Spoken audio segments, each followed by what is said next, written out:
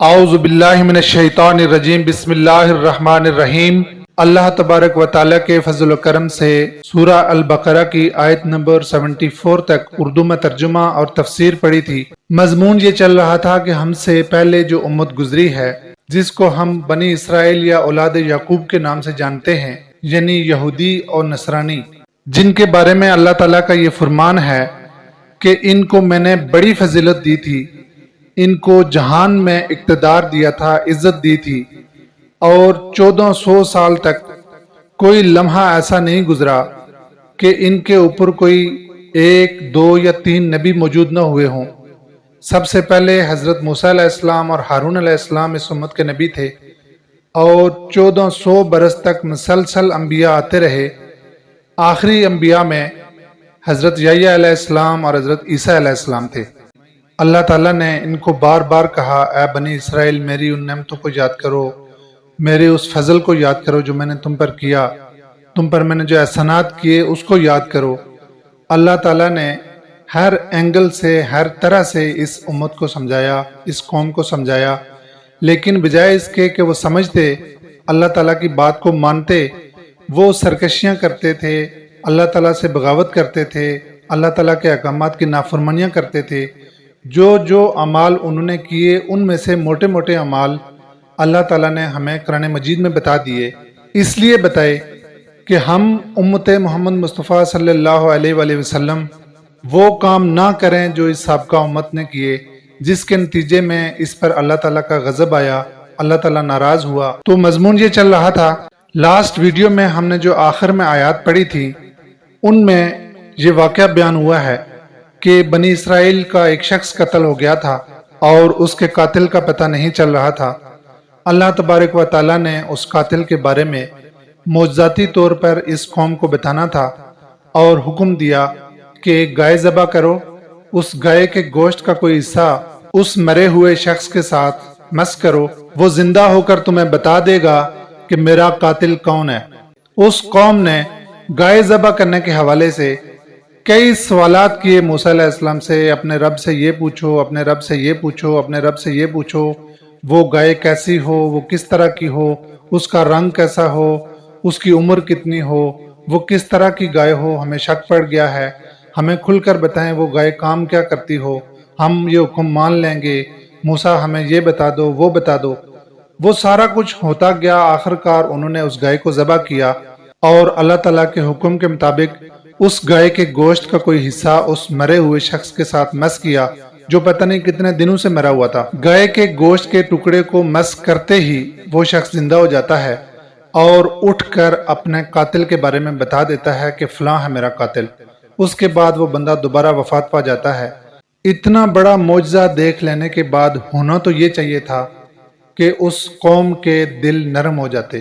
جب بھی کوئی انہونی چیز انسان دیکھتا ہے تو وہاں پہ انسانی فطرت ہے کہ اس کا دل نرم ہو جاتا ہے، پگھل جاتا ہے، لیکن اللہ تعالیٰ ہی بتا رہے ہیں کہ اس قوم کے دل بجائے نرم ہونے کے سخت ہو گئے، اور اتنے سخت ہو گئے کہ پتھر سے بھی زیادہ سخت ہو گئے۔ یہ بڑی خطرناک بات ہے، اور یہ مسلمانوں میں بھی یہ والی روش پائی جاتی ہے۔ عام طور پر دیکھا جاتا ہے جب ہم ٹریول کرتے ہیں بائی بس، بائی روڈ، لاہور سے اسلام آباد ہو یا کسی بھی شہر سے کسی اور شہر کی طرف جب ہم سفر کرتے ہیں تو ہمارے جو ڈرائیور حضرات ہیں یا جو پیسنجر ہیں ان کا ایک مزاج بنا ہوا ہے کہ گاڑی میں یا تو فلم لگی ہونی چاہیے یا پھر گانے چل رہے ہوں، اس کے علاوہ کوئی تیسرا کام نہیں ہوتا۔ ہمارے پیسنجر ہوں یا ہمارے ڈرائیورز ہوں، ان کو بس ایک ہی شوق ہوتا ہے کہ گاڑی چل رہی ہو اور گانے لگے ہوں یا فلم لگی ہو۔ تو بعض اوقات ایسا بھی ہوتا ہے کہ راستے میں معلوم ہوتا ہے کہ ہم سے پہلے جانے والی گاڑی کا ایکسیڈنٹ ہو گیا، وہ وہاں پہ کچھ لوگ زخمی ہو گئے، کچھ بیچارے اللہ کو پیارے ہو گئے۔ یہ سین دیکھنے کے بعد ہماری فلم بند ہو جاتی ہے، ہمارے گانے بند ہو جاتے ہیں، اور ہر شخص توبہ اللہ استغفار کا ورد کرنا شروع ہو جاتا ہے، اور سب کے اوپر ایک سکتہ طاری ہو جاتا ہے۔ لیکن جیسے ہی ہماری گاڑی کوئی آدھا کلومیٹر، 1 کلومیٹر آگے نکل جاتی ہے، وہ سب کچھ بھول جاتے ہیں اور پھر دوبارہ فلم لگ جاتی ہے اور دوبارہ گانے لگ جاتے ہیں۔ تو یہ دل کی سختی کی علامت ہے۔ اللہ تعالیٰ ہمارے دلوں کو نرم فرمائے۔ یہ ساری بات بتانے کے بعد اللہ تعالیٰ نے کہ ان کے دل اتنے سخت ہو گئے کہ پتھر سے بھی زیادہ سخت ہو گئے۔ اب ایک بات اللہ تعالیٰ نے مسلمانوں سے کہی، فرمایا अफततमऊन अन युमिनू लकुम, ऐ मुसलमानों क्या तुम ये तमा रखते हो, ये लालच रखते हो कि ये तुम्हारी बात मान लेंगे। आप एक बात को समझें, ये कुरान मजीद है, अल्लाह का कलाम है। उससे पहले अल्लाह की किताब को मानने वाले लोग कौन हैं? यहूदी हैं, ईसाई हैं। तो फितरी तौर पर यह बात वाज़ेह होती है कि अगर मुशरिक नहीं मान रहे तो इनके पास तो कोई किताब ही नहीं आई। ये जो अहले किताब हैं, अल्लाह वाले हैं, यहूदी हैं, नसरानी हैं, अहले किताब हैं, ये तो मान जाएंगे। लेकिन अल्लाह ताला मुसलमानों को ये समझा रहा है कि तुम ये लालच रखते हो कि ये मान लेंगे। वक़द कान फरीकुम मिनहुम, इनमें एक ग्रोह वो भी है, फरीकुम मिनहुम, एक फरीक, सारे नहीं, कुछ लोग इनमें ऐसे भी हैं, यस्माऊन कलाम अल्लाह, जो अल्लाह का कलाम सुनते हैं, सुम्मा युहर्रिफूनहु मिन बादि मा अक़लू, फिर उसको बदल देते हैं उसको समझ चुकने के बाद। एक होता है इंसान गलत फहमी से कोई चीज बदलता है, कोई तब्दीली करता है, नहीं ऐसा नहीं है, पूरी तरह समझ कर तब्दील कर देते हैं। वहुम यालमून, जानते बूझते ये काम करते हैं, गलती से नहीं करते, खता से नहीं करते, सोच समझ कर ये काम करते हैं। वो कैसे हदायत पाएंगे, वो कैसे तुम्हारी बात मानेंगे। अच्छा आप सोचें ये काम कौन कर सकता है? मजदूर कर सकता है, कोई आम इंसान कर सकता है। अल्लाह के कलाम को तब्दील करने का काम कुछ न कुछ तो अकल चाहिए, उसके लिए कुछ न कुछ तो इल्म चाहिए। तो गोया ये उनके उलमा पर तनकीद है, जो उनके बड़े बड़े दानिश्वर थे, उनकी बात हो रही है। अब अगली बात सुने, वइज़ा लक़ुल लज़ीना आमनू, जब ये मिलते हैं उन लोगों से जो ईमान लाए, क़ालू आमन्ना, तो कहते हैं कि हम ईमान लाए हैं। वइज़ा खला बादुहुम इला बाद, जब एक दूसरे के साथ होते हैं, अकेले में खलवत में होते हैं, क़ालू, तो कहते हैं। असल में होता यूं था कि कुरान मजीद में कोई आयत उतरी है जो तौरात की तस्दीक कर रही थी या तौरात की किसी आयत से मिलती जुलती थी। अब यहाँ पर किसी ने बयान की किसी मजलिस में, वहां पर कोई सादा लो यहूदी बैठा हुआ था, मौजूद था वहां पे, उसने फौरन उठकर ये तस्दीक की कि इससे मिलती जुलती आयत तो तौरात में भी है, ये बात तौरात में भी मौजूद है। ये तस्दीक गोया कुरान मजीद के हक में गवाही हो गई कि दोनों किताबों का सोर्स तौरात हो या कुरान मजीद हो, उनका सोर्स एक है। अब यहाँ पर उनका कोई बड़ा समझदार बंदा भी बैठा था, उधर तो वो चुप रहा, नहीं बोला। लेकिन जब अकेले हुए तो उसने फिर उस सादा लो यहूदी को डांटा, तुम्हें चुप रहना चाहिए था, तुम्हें बातों की समझ ही नहीं है, वो राज तुमने क्यों खोल दिया उनके सामने। क़ालू अतुहद्दिसूनहुम बिमा फ़तहल्लाहु अलैकुम, वो उससे कहता है कि क्या तुम मुसलमानों को वो बातें बता देते हो जो अल्लाह ताला ने तुम पर खोली हैं। ये बातें तो राज रहना चाहिए, अल्लाह ताला की बातों को छुपा कर रखना चाहिए, खोलना नहीं चाहिए। क्यों जाहिर करते हो अपनी बातें, इनको छुपा कर रखो। लियुहाज्जुकुम बिही इंदा रब्बिकुम, अब ये बात बड़ी खास है। वो हमने पिछली आयतों में पढ़ा था ना कि अल्लाह ताला के सामने खड़े होकर भी ये लोग झूठ बोलेंगे, उसका एक्स यहाँ पर नजर आ रहा है। कहते हैं कि तुम मुसलमानों के सामने तौरात की बातें खोलते हो, क्या तुम इसलिए खोलते हो कि कल अल्लाह ताला के सामने वो तुम्हारे खिलाफ हुज्जत कायम करें। यानी जब तुमने उनके कुरान की आयत के बारे में कह दिया कि ये आयत हमारी तौरात में मौजूद है, तो मुसलमान कल अल्लाह के सामने इस बात को बतौर दलील पेश कर सकता है। तुमने ना कहा होता तो गोया कोई दलील ना बनती। अब समझ आई इनकी बात कि छुपा के रखो तो अल्लाह ताला नहीं पूछेगा और जाहिर करोगे तो अल्लाह ताला पूछेगा। अफला ताकिलून, वो उनसे कहते हैं कि तुम्हें कोई अकल नहीं है, अकल से काम करो, ये बातें किसी के सामने मत खोलो। ये है यहूदियों की सोच और उनका फलसफा, उनकी मंतक। अब इसका जवाब अल्लाह ताला ने दिया है, अवला यालमून, क्या वो नहीं जानते, अन्नल्लाह यालमु मा युसिर्रून व मा युलिनून, कि अल्लाह तो वो भी जानता है जो ये छुपाते हैं और वो भी जानता है जो ये जाहिर करते हैं।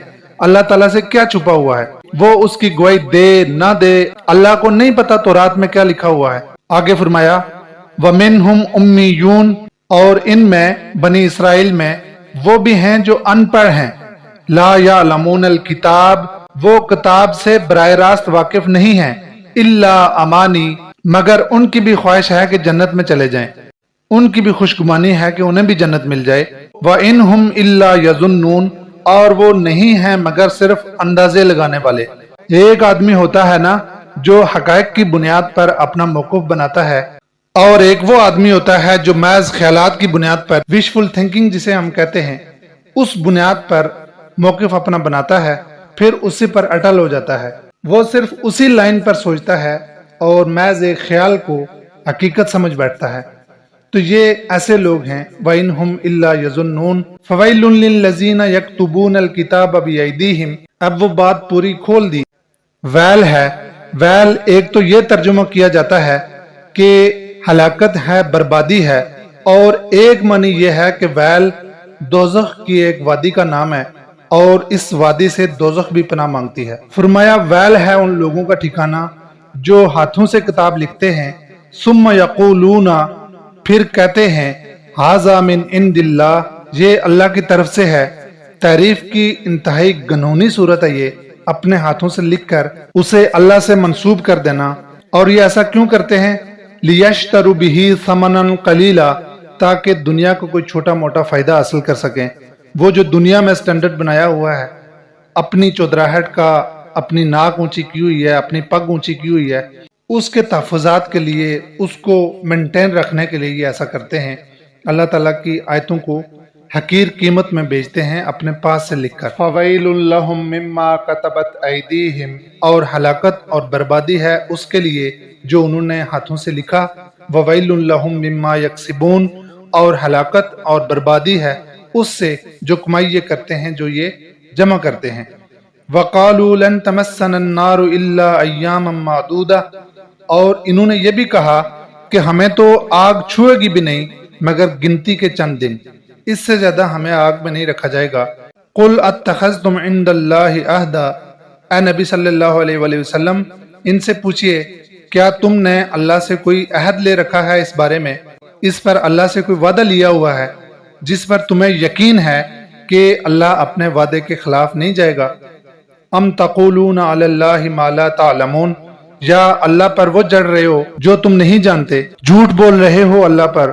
بلا، کیوں نہیں، من کسب سیئۃ، جو کوئی برائی کرے گا، وَأَحَاطَتْ بِهِ خَطِیئَتُهُ، اور اس برائی نے اسے گھیر لیا، فَأُولَٰئِکَ أَصْحَابُ النَّارِ، تو وہ دوزخ والے ہوں گے، ہم فیہا خالدون، اور وہ ہمیشہ ہمیش اس میں رہیں گے۔ وَالَّذِينَ آمَنُوا، اور وہ لوگ جو ایمان لائے، وَعَمِلُوا الصَّالِحَاتِ، اور نیک اعمال کیے، اولئک اصحاب الجنہ، وہ جنت والے ہیں، ہم فیہا خالدون، وہ اس میں ہمیشہ رہیں گے۔ وما علینا الا البلاغ المبین۔